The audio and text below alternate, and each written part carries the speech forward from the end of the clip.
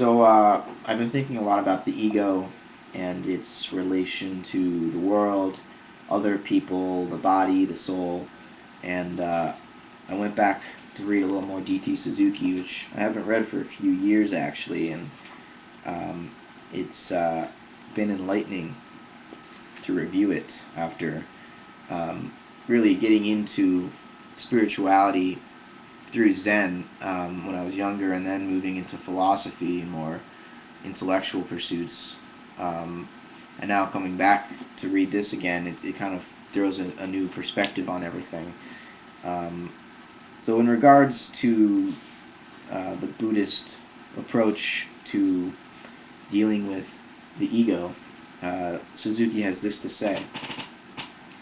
While enlightenment and nirvana were closely related to the conception of Buddhahood itself, there was another idea of great importance to the development of Buddhism, which, however, had no direct connection, apparently, though not in its ultimate signification, with the personality of the Buddha. This idea naturally proved to be most fruitful in the history of Buddhist dogmatics, along with the doctrines of enlightenment and nirvana. I mean by this the doctrine of non-Atman, which denies the existence of an ego substance in our psychic life. When the notion of Atman was ruling Indian minds, it was a bold announcement on the part of the Buddha to regard it as the source of ignorance and transmigration. The theory of origination, which seems to make up the foundation of the Buddhist teaching, is thus finally resolved into the finding of a mischievous designer who works behind all our spiritual restlessness. Whatever interpretation was given to the doctrine of the non-Atman, in the early days of Buddhism, the idea came to be extended to the things inanimate as well. Not only was there no ego substance behind our mental life, but there was no ego in the physical world, which meant that we could not separate in reality acting from actor, force from mass, or life from its manifestations. So far as thinking goes, we can establish these two pairs of conception as limiting each other, but in the actuality of things they must all be one, as we cannot impose our logical way of thinking upon reality in its concreteness. When we transfer this separation from thought into reality, we encounter many difficulties, not only intellectual, but moral and spiritual, from which we suffer unspeakable anguish later. This was felt by the Buddha, and he called this mixing up ignorance. The Mahayana doctrine of sunyata, or emptiness, was a natural conclusion, but I need not make any remark here to the effect that the sunyata theory is not nihilism or acosmism, but that it has its positive background which sustains it and gives life to it. It was in the natural order of thought now for Buddhists to endeavor to find a philosophical explanation of enlightenment and nirvana in the theory of non-Atman, or sunyata, and this to the best of their intellectual power and in the light of their spiritual experience. They finally found out that enlightenment was not a thing exclusively belonging to the Buddha, but that each one of us could attain it if he got rid of ignorance by abandoning the dualistic conception of life and of the world. They further concluded that nirvana was not vanishing into a state of absolute non-existence, which was an impossibility as long as we had to reckon with the actual facts of life, and that nirvana in its ultimate signification was an affirmation beyond opposites of all kinds. This metaphysical understanding of the fundamental problem of Buddhism marks the features of the Mahayana philosophy, and to its practical side where the theory of sunyata and the doctrines of enlightenment are harmoniously united and realized in life, or where the Buddhists aim to enter into the inner consciousness of the Buddha as was revealed to him under the Bodhi trees. We will refer to it in the following section, which I'm not going to read. So, while Suzuki is telling us here that the Buddha did not find that there was an ego either in our experience or in the physical world,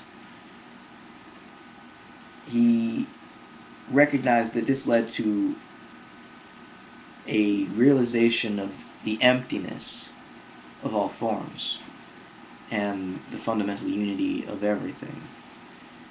And this realization, I think, prevents us from assuming that the Buddhist doctrine of non-Atman um, implies that we have an ego which we must get rid of.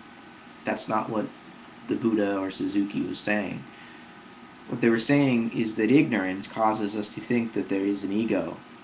And when we think there is an ego, either we behave in ways to benefit it, or we assume we could behave in ways to benefit the ego's ego, which we, through that process of reflection, step outside of our objectified self as another ego, and sort of take play a game of one-upmanship, or I can be better than myself, in a kind of internal dialogue or conflict with our own experience, which would be what I think a lot of spiritual seekers fall into. That's the trap that is really the most apparent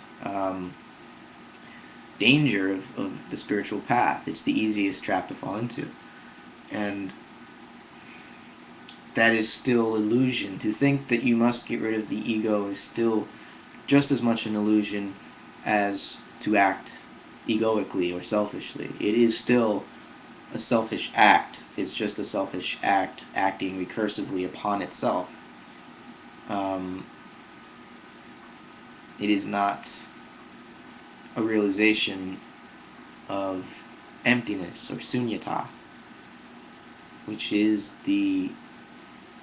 I think, because I'm speaking and I can only speak thoughts, that emptiness is the ground of relationship between bodies, and bodies are holons with a within and a without, a surface and an interior, external behavior and internal feeling.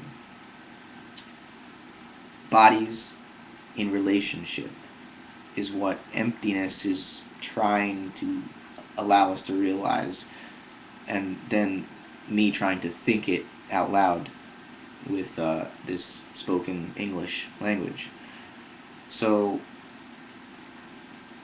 when we want to recognize emptiness, it's not about escaping from our bodies or escaping from our emotions or the people we interact with in the world, or the world of animals and plants and rocks and trees and food and so forth that we interact with. It's about recognizing our fundamental relationship to it, that we are a reflection of it and it a reflection of us, each interpenetrating the other.